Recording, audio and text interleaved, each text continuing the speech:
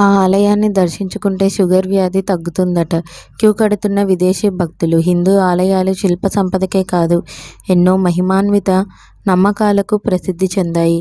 శిల్పకళ, నిర్మాణ శైలి, ఇంజనీరింగ్ నైపుణ్యాలతో పాటు ఎత్తైన కొండలు, గుట్టలపై నిర్మించిన ఆలయాలు ప్రత్యేకతను చాటుతున్నాయి.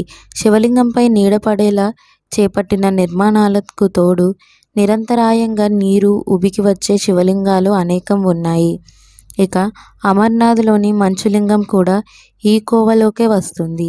ఇవన్నీ ఇలా ఉంటే, తమిళనాడులోని ఓ ఆలయంలో శివుడిని దర్శించుకుంటే మధుమేహం నయమైపోతుందని భక్తుల నమ్మకం. ఈ విశ్వాసం కొద్ది విదేశీ భక్తులు సైతం అక్కడికి క్యూ కడుతుండడం విశేషం. తమిళనాడు రాష్ట్రం తంజావూరులోని బృహదీశ్వర ఆలయానికి 26 కిలోమీటర్ల దూరంలో అమ్మాపేట గ్రామంలో తిరువెన్ని ఆలయం ఉంది. ఇక్కడ లింగ రూపంలో ఉండే శివుడినే వెన్ని కరుంబేశ్వరర్, పార్వతీదేవి సుందరి నాయకిగా పూజలందుకుంటున్నారు. తమిళనాడులోని తంజావూరు శిల్పకళకు ప్రసిద్ధి. ఇక్కడి బృహదీశ్వరాలయం అంతా ఏకశిలతో నిర్మితమైంది. టన్నుల బరువుండే ఆలయ గోపురం, అతిపెద్దదైన నందీశ్వరుడు ఇక్కడే కొలువుదీరి ఉండడంతో దీనిని బిగ్ టెంపుల్ అని పిలుస్తుంటారు. కాగా తంజావూరు నుంచి 26 కిలోమీటర్ల దూరంలో ఉండే అమ్మాపేట్ గ్రామంలో తిరువెన్ని స్వయంభూ ఆలయం ఉంది.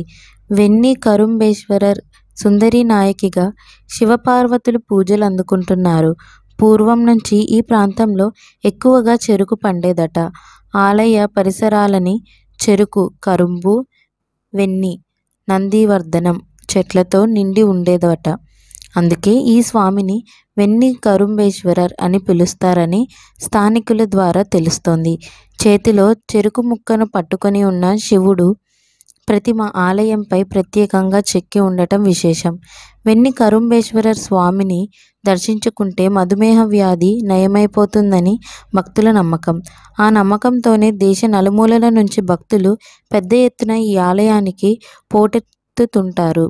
స్వామివారికి గోధుమ రవ్వ, చక్కెరతో చేసిన పాయసం నైవేద్యంగా సమర్పించి ప్రసాదంలో కొంత భాగాన్ని చీమల కోసం పెడతారు. చీమలు ప్రసాదాన్ని తింటే వ్యాధి తగ్గుతుందని నమ్ముతారు. ఇది శ్రీకృష్ణుడు ప్రతిష్ఠించిన శివలింగమని, ఎంతో మహిమాన్వితమని స్థానికులు పేర్కొంటున్నారు. మధుమేహ వ్యాధి నివారణ కోసం విదేశీయులు సైతం ఈ ఆలయాన్ని దర్శించుకోవడం విశేషం. మీకు మా వీడియోస్ కనుక నచ్చినట్లయితే, ఇలాంటి మరెన్నో విషయాలు తెలుసుకోవాలనుకుంటే డూ సబ్స్క్రైబ్ టు సమాజం ముచ్చట్లు.